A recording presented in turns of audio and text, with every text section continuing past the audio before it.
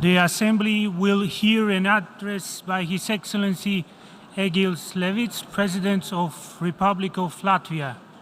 I request protocol to escort His Excellency.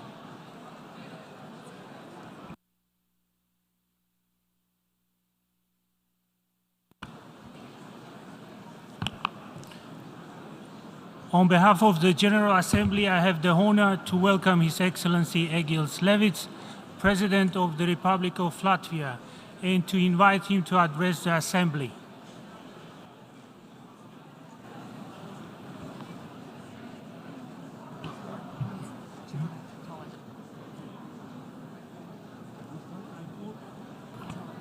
Excellencies, I call for order. Please remain seated.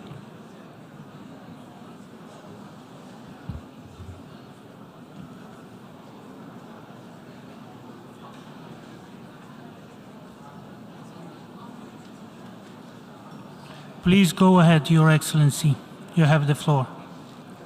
Mr. President, Excellencies, distinguished delegates, I confirm Latvia's readiness to cooperate constructively with you. Our agenda is full and still growing. To quote George Orwell, contrary to popular belief, the past was not more eventful than the present. Let me focus today on a few fundamental themes.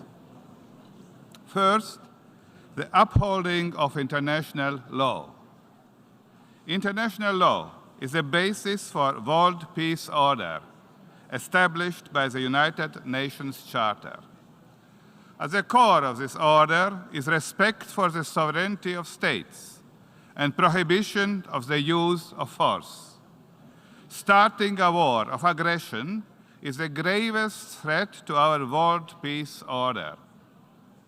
Nevertheless, 7 months now, Russia has been waging an unprovoked and unjustified war against a sovereign UN member state, Ukraine.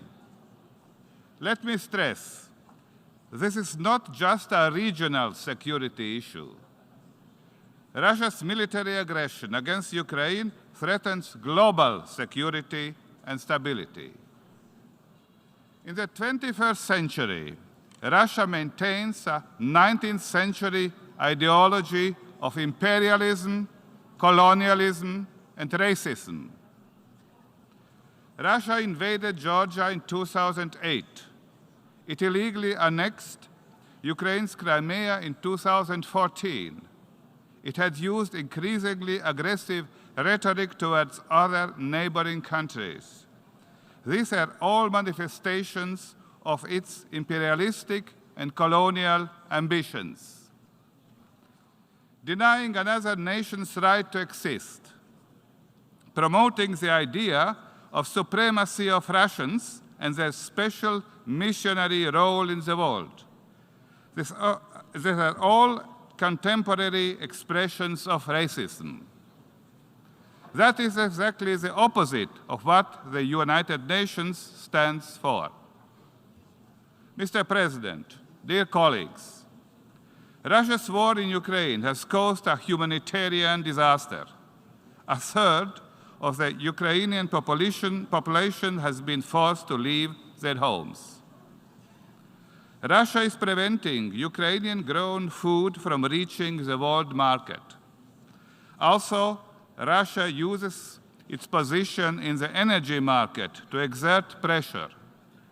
High energy prices maintain high levels of global inflation, which most dramatically affects the world's most vulnerable populations.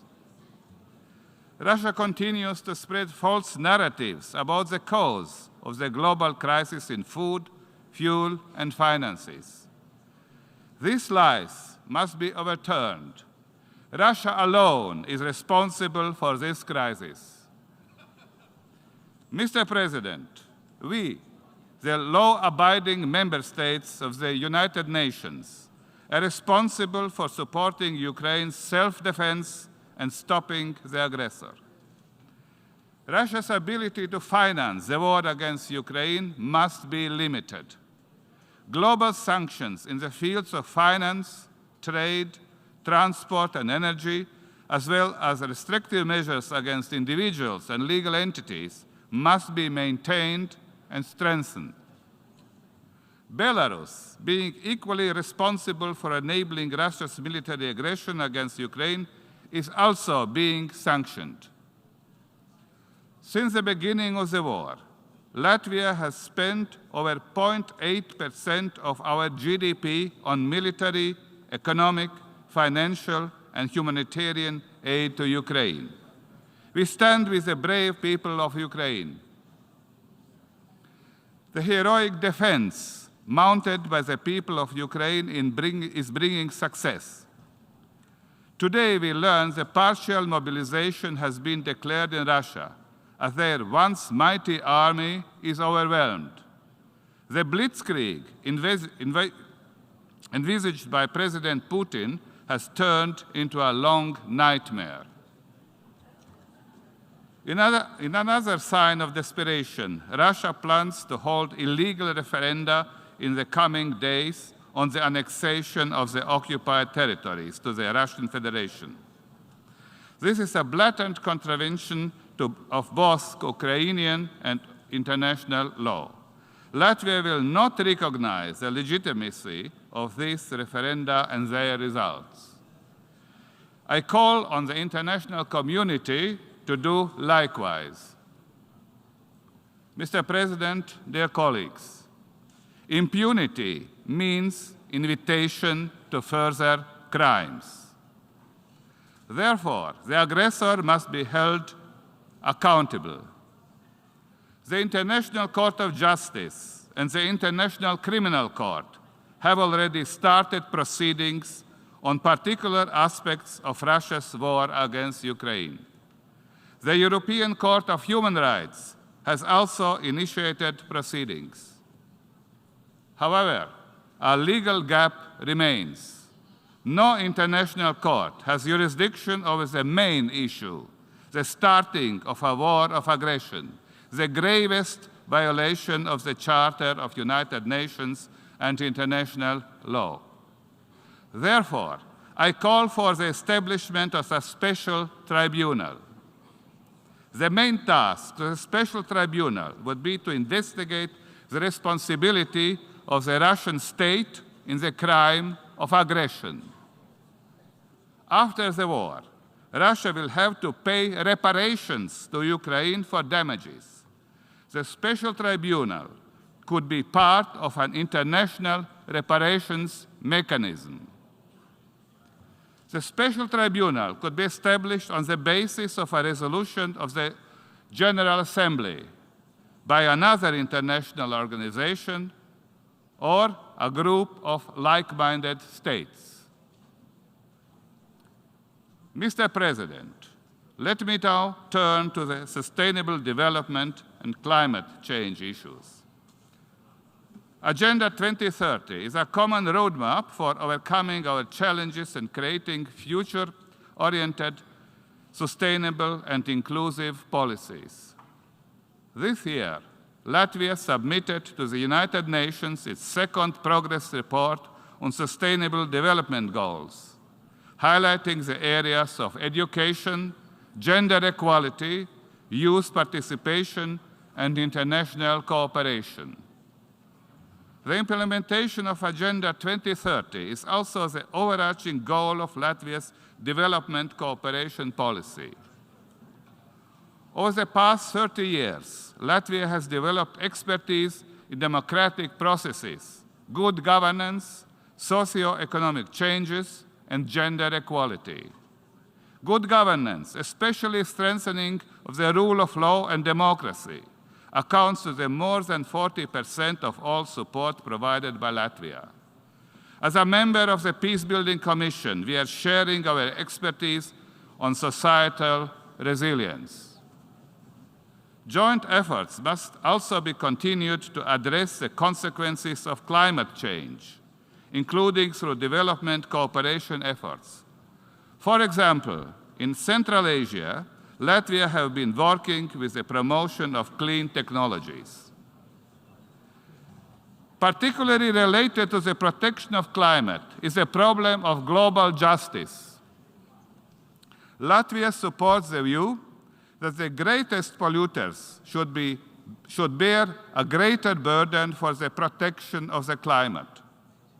Latvia consequently advocates for more justice and for more solidarity on the global agenda. Mr. President, we are convinced that digitization is one of the most important agents of change.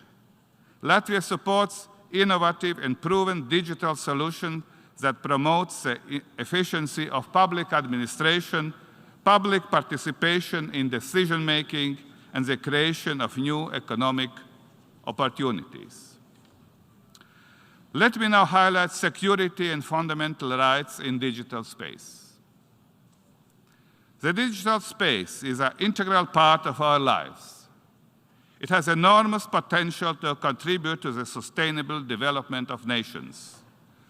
Therefore, we must resist attempts to turn the digital space into a battlefield where international law is challenged and basic rights are ignored. Use of people's data in ways incompatible with their human dignity, rights, and security must be prevented. The global internet must be open, free, reliable, and secure.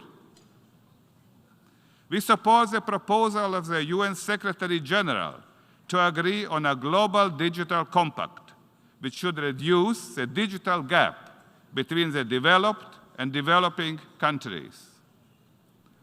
Both the COVID pandemic and current geopolitical challenges highlight the need to strengthen the resilience of society by combating disinformation, promoting media literacy, and strengthening media freedom. Accordingly, Latvia is actively preparing for the upcoming 11th Global Media Information Literacy Week. Critical thinking skills build our immunity to disinformation. Mr. President, distinguished delegates, the aggression by a permanent member of the UN Security Council against another UN member state undermines the basic principles of the multilateral system that we have been building for decades. This situation once again confirms that a meaningful reform of the UN Security Council is necessary. As a first-time candidate for the Security Council in the 2025 elections, Latvia takes the responsibilities of membership very seriously. We will strive to make the Security Council more effective, accountable, coherent, and transparent. Latvia supports a more just, equitable representation by member states, notably from Africa. Mr. President, the Baltic states have much to contribute to the work of the United Nations. For us, the horrors of war, occupation, and harsh rule by a colonial power are within living memories. So is the fight for liberty and restored independence, and the transition to a successful, sustainable economy and the rule of law. We have no wish to dominate or intimidate anyone. We reject the idea of spheres of influence. As smaller states, we have an existential interest in effective multilateralism. Therefore, Latvia will continue to contribute to the work of the United Nations in the spirit of optimism and determination. Thank you. On behalf of the Assembly, I wish to thank the President of the Republic of Latvia for the statement just made, and I request protocol to escort His Excellency. The Assembly will hear an address by His Excellency